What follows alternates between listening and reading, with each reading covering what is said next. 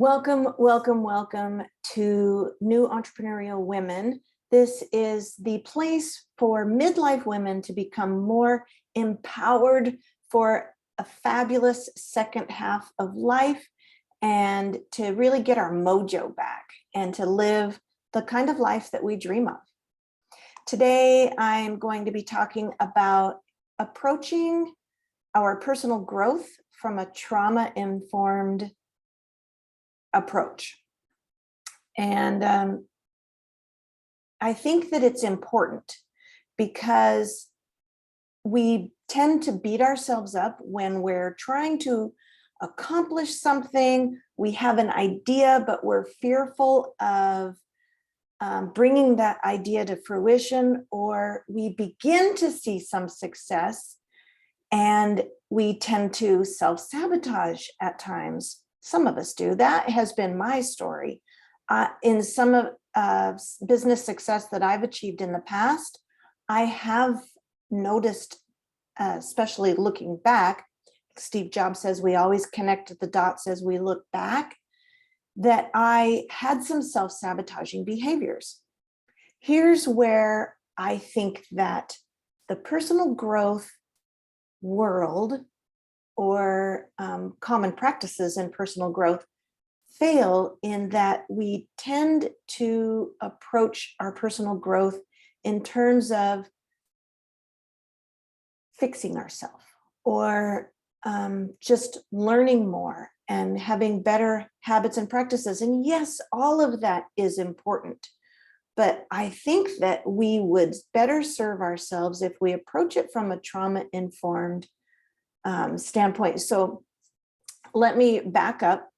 We need to pay attention to our inner child. And this is something that I used to scoff at. Oh, inner child work. It seemed way too woo-woo for me. But the reality is, there is this little girl inside of me that is still very fearful and insecure and self-doubting. So it's necessary to comfort that part of ourselves that still feels those things, and to tell her that it's okay, I've got this, you don't need to worry, I'll take care of it. Our business or our life is really only going to be a reflection of our own personal growth. Jim Rohn, who was like the father of personal growth, or at least one of the pioneers of personal growth, he said, work harder on yourself than you do on your job, your business, or any kind of a creative endeavor that we're trying to do. Work harder on yourself. And the most important thing that we can do for our business, if we're new to entrepreneurship, whether we're new or not, but especially when we're new and we're trying to develop a new mindset and a new habits and practices, the most important thing that we can do is those things that we do for ourselves as a person. You, me, we are the most important ingredient for our own success. We really can only control one thing, and that is ourselves and how we respond to circumstances, challenges, adventures, how we respond to the haters or the trolls. When you focus on yourself, your business will rise to a new level of you and me, myself. We have to do the inner work and not just sit down and journal once. It really is an ongoing process. Mastin Kipp is the author of a book called, let's see, I've written it down, Claim Your Power. Mastin Kipp is the author of Claim Your Power, and he teaches that we need to approach our personal growth with a trauma-informed approach. This is where this is coming from my perspective. He says, and it just feels so right to me, it just makes so much sense. He says that it's like trying to run a race with a broken leg. We cannot ignore that injury and still have success in that race. We have to heal before we can be successful or reach our full potential. Actually, there are instances where somebody has been successful with a broken leg. In fact, Mary Lou Retton at the Olympics, gymnastics Olympics, did her 10.0 vault with a broken ankle or foot. So it can be done, but that put her out. That one push through the trauma to her leg, in this case, a physical trauma, pretty much ruined her, the rest of her career for quite a while. So we have to deal with that trauma, that injury to our soul before we can really reach our full potential. Self-sabotage. When we self-sabotage, this is the example I gave earlier, it's not that we're sabotaging ourselves. We're actually protecting ourselves. We're having a survival response. This is a subtle nuance in the changes that and changes the way that we look at our past behaviors and our patterns. It's not about push through the struggle.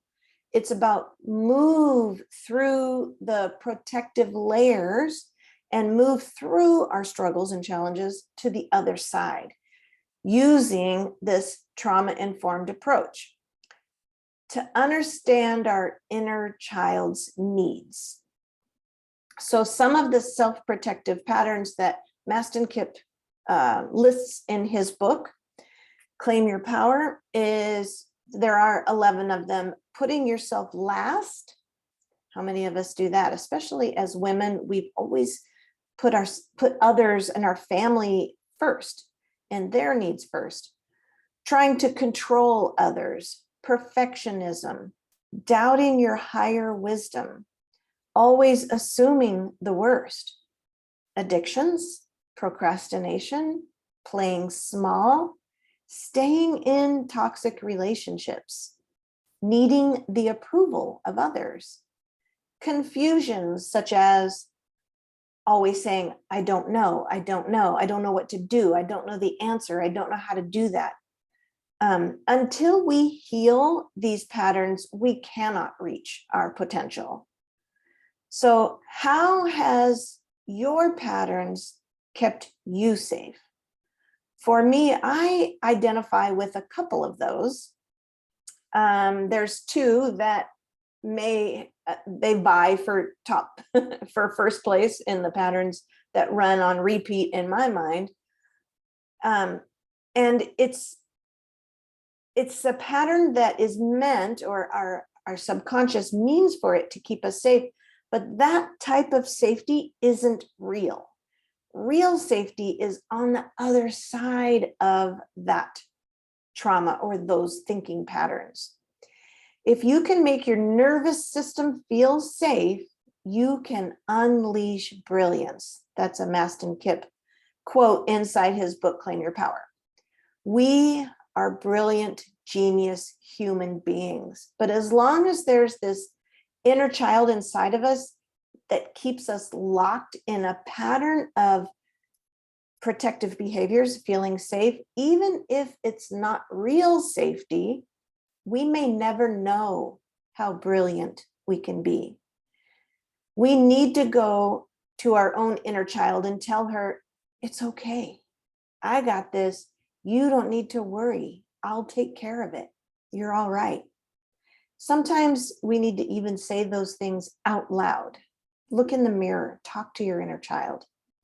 To live in opposition of your familiar patterns can feel like you're dying. If your inner pattern is always tending to the needs of others and never putting yourself first, then living in opposition to that and being consciously choosing to make decisions based on putting yourself first and your own needs first, that can feel so incredibly gut-wrenching, like it's so wrong. It feels so wrong. It's not easy, but when you continue in that pattern, that's not serving you anymore. And it's so worth it to struggle through that discomfort of prioritizing yourself, because on the other side of that is true safety. So building your business and your life through the lens of, how am I going to respond in opposition of my usual patterns? It's in every single moment of every single day. This is not easy work. This work takes time, it takes effort, conscious effort and energy, and it may take support of a group like New Entrepreneurial Women's Collective, where we support each other in our daily decisions and struggles for reaching our potential. Indecision is training your nervous system to not trust your own intuition or your own higher wisdom. When we don't make decisions, we're literally saying to ourselves, I don't trust you. And the more that we can make decisions that are in opposition of those familiar patterns, the more unstoppable we can become. Living your life's purpose is the greatest gift that you can give to those people that you love. It actually, in my opinion, I believe that living your life's purpose is actually a responsibility, because when you're living your own purpose, I believe that we all have a purpose to serve one another. Each individual's purpose, it shows up differently for each one of us. But at its root, I think that as human beings, we are on this planet to serve one another, to enrich the lives of one another. I don't think that we can reach our own potential without that piece in place. So it may feel selfish when you take care of your own needs, when you strive to live your own purpose and to do self-care and really tend to yourself first. I suppose in the true definition of the word selfish, it could be, but not in the societal way that we think of being selfish and the stigmas that has, the stigmatism that has, because it's not selfish. It's a trauma response that makes us feel that way. It's not a soul response. Our soul knows what we need. The trauma response says, you don't deserve that. And we women especially often feel guilty when we do take time out for ourselves. Maybe we feel like we should be doing something for someone else or accomplishing something worthwhile. But that's not the truth speaking, that's trauma speaking. Trauma, the definition here of trauma is an emotional response to a terrible event. A terrible event doesn't necessarily mean a sensational terrible event, if you know what I mean. A trauma-informed, so okay, I'm gonna just speak to my own struggle with this word trauma. I'm over it now, but I always have struggled with the word trauma. And as an entrepreneur, you're supposed to tell stories, and the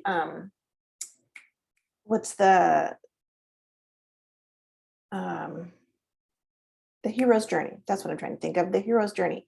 The hero is taken out of their environment and they're placed in an uncomfortable environment where they overcome, and they come back, and they have a challenger, and they overcome that, and they have a mentor, and they have the hero's journey. I always felt like my life was been so average. I didn't suffer severe trauma as a child like some people do. And I certainly would never in a million years minimize others' experiences. I minimized my own experiences, had definitely had struggles in my life, but like I know somebody who literally escaped Afghan under gunfire. I don't have a sensational story. However, trauma is anything that happens usually from birth to age 7, 8, 9, even older. But those formative years, birth to 7, 8, are so critical. And our minds are not fully developed to think rationally about some events in our lives. I can point to certain events in my life that as a 5, 6-year-old child felt very traumatizing. Not only that, but it's what I made it mean.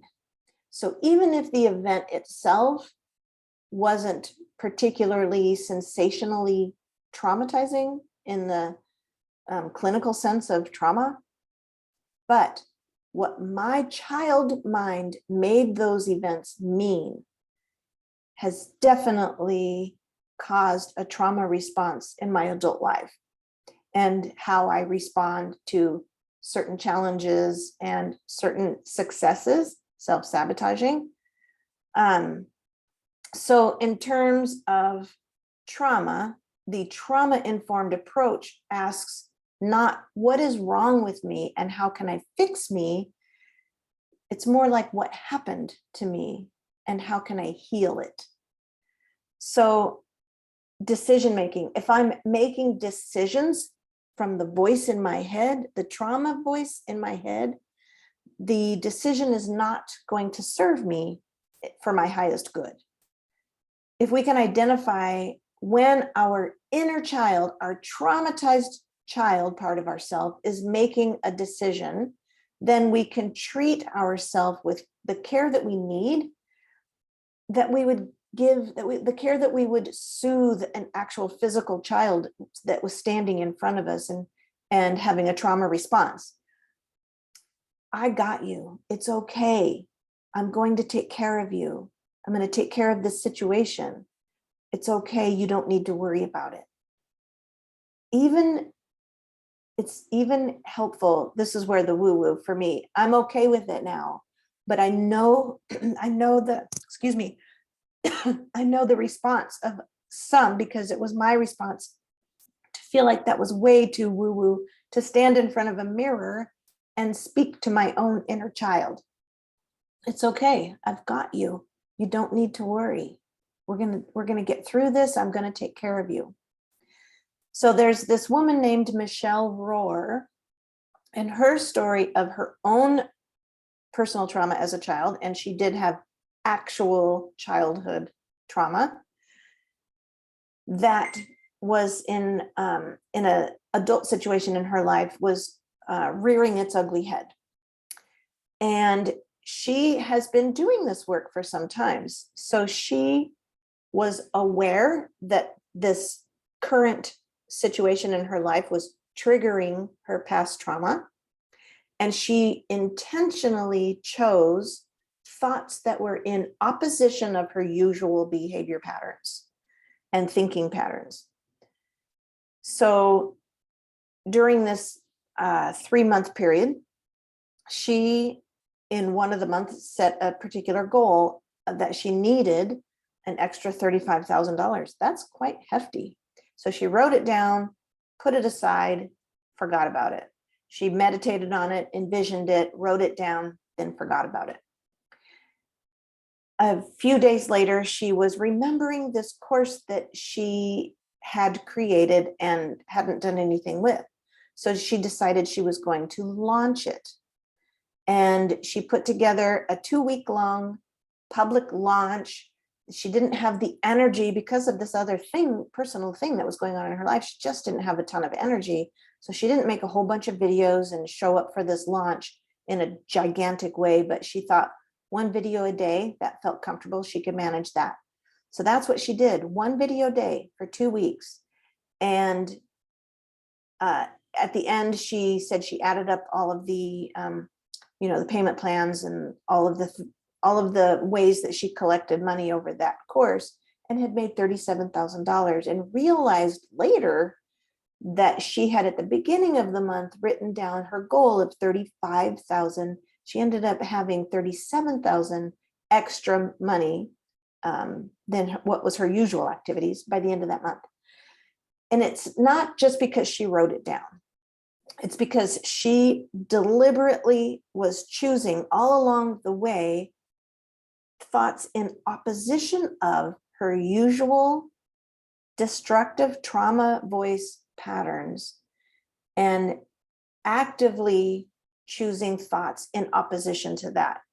If her pattern was always putting others first, then she, in every moment, in every day, had to choose her boundaries and how to take care of her own needs. Even things as simple as, what do I need in this moment? What do I need right now? I need a cup of tea. Well, by golly, get up and get yourself a cup of tea. Take care of yourself. Fix a nice dinner with flowers on the table. Take a bubble bath. Anything that you need to do that feeds your soul.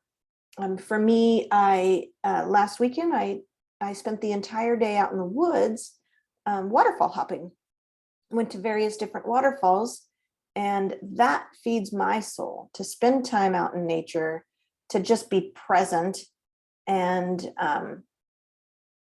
to enjoy that time away from the computer, away from demands. So it's not selfish. It's nurturing. It's nurturing to yourself. So a trauma-informed approach to personal growth is when you can begin to heal your nervous system and make your nervous system feel safe. When you show up for yourself in the way that your inner child needs you to prove that you will take care of you, you're proving to your subconscious and your soul that you will take care of you. To allow yourself to heal the parts of you that need to be healed so that you can really flourish and strive for your own potential. It's not about pushing through, think positive thoughts. It's really about acknowledging that life isn't always positive. There are challenges, and sometimes our challenges, circumstances of our lives suck. Acknowledge that, but then decide to respond in a way that is healing. It's not about ignoring the things that are difficult. It's about acknowledging it and then choosing the response that is healing, the response that is in opposition of your usual response to those challenging, difficult times. So in conclusion, here are some questions that I want you to think about. Identify which self-protection patterns might be holding you back. Not only identify it in your heart and mind, but write it down. Because we think sometimes, I've been guilty of this, we think sometimes that we can think through these prompts and that's good. We're going to remember it. It's going to stick. And on some level, I suppose that it does build on itself, but it is so much more powerful to write it down and to journal about it. So I would love for you to break out a piece of paper, a journal, a pen, and write your thoughts down. What self-protection patterns might be holding you back? I'll go over those, identified the patterns that Mastin Kipp identified in his book. I'll go over those again at the end. Number 2, delve deeper and try to understand where those patterns came from. It doesn't necessarily mean that, like me, you maybe didn't experience any sensational trauma in your life, but even the smallest traumas. There was one instance as a child that I remember being disciplined for something that I didn't do and being told that I was lying about it, which I was not. that was super traumatizing to me. In the scope of life, that one event, not super traumatizing, but what I made that event mean in my own subconscious and in my heart and soul that I carried with me into adulthood, that's a trauma. So we need to move away from the idea that trauma is like a war veteran PTSD. It is that, but it's also those events in our lives that we've made mean something that isn't serving us. So delve deeper to try to understand where your patterns came from. What are your self-protection patterns and where did they come from? Question your thinking. This is the third one. Question your thinking and how these patterns have held you back in the past. So if you've identified some patterns, question how you think about them. I have looked at some events in my life and went, yeah, but that wasn't that big a deal. My parents didn't mean, they're just doing the best that they could. And it didn't really mean anything. It wasn't that traumatizing, blah, blah, blah. Yes, all of that is true. However, if you think about it from your 5-year-old self's perspective, what did you make it mean? How traumatizing was it to you at that time? And how can you see in your life now that those patterns are holding you back now? Playing small, for example.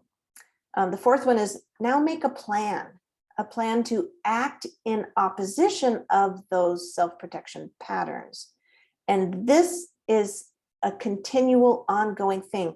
I would suggest putting a sticky note on your computer, a reminder on your phone, put it on your mirror, because we get involved in our day and we forget. But this is something that needs to be ongoing, continuous thinking and choosing to act in opposition of your usual patterns. If you have a usual pattern of not taking care of yourself, of taking care of everyone else's needs, then make a choice in that moment to say, I have to go take care of myself first. I'll be with you in a moment, or whatever it is. If I know I'm guilty of always feeling like I need to be busy and accomplishing something, whether it's even baking cookies or doing the laundry or something. It's also a procrastination tactic, because all of those things are good things. The laundry needs to be done. Cooking needs to happen. I need to clean out the fridge once in a while. But it really isn't the thing I should be doing in that moment. And that is a self-protection pattern that I need to break. So being conscious of it is first. Always awareness is always the first step to all healing. And then actively taking action in opposition of that self-protection pattern. So identify what self-protection patterns are holding you back or might be holding you back. Dive deeper and try to understand where those patterns came from. Question how you think about these patterns and how they've held you back. And then make a plan to act in opposition of those self-protection patterns. And try to think of any of your personal growth struggles or challenges that you're trying to work through. Think of them not as how you can fix this thing that's wrong with you, but more of, where does that come from? What happened in my life that causes me to always put everyone else first, to self-sabotage, to not trust my higher wisdom? And how can I take action in opposition of that every day? So I said I was going to go back over those 11 things. They are putting yourself first, and perhaps you could add to this list. These are the list in the Mastin Kipp's book, Claim Your Power. Putting yourself last, not first. Putting yourself last, trying to control others. How could you act consciously in opposition of that? going to feel uncomfortable, but this work is really worth it. Perfectionism. Allow yourself B+ work. It's okay. Doubting your higher wisdom. Always assuming the worst. Addictions. Addiction can be food, it can be alcohol, it can be drugs. Those are the 3 things that I automatically think of about addiction. It can also be exercise. It can be so many things that you might be addicted to. So just that addictive behavior. Could be technology, could be your phone. Procrastination, playing small, staying in toxic relationships, needing the approval of others. Confusion, as in, I don't know what to do. I don't know. Saying that too often. So staying in confusion. Those are some of the things that are protective patterns. And I would love if you message me and let me know which one or more of these that you identify with and where you might think it came from, if you felt comfortable sharing that. And also how you are committing to taking action in opposition of those patterns. I'm so happy that you were here today, and I hope that this is going to help you think about your own personal growth from a new perspective. I'm Jelana Ray, and I will talk to you next time.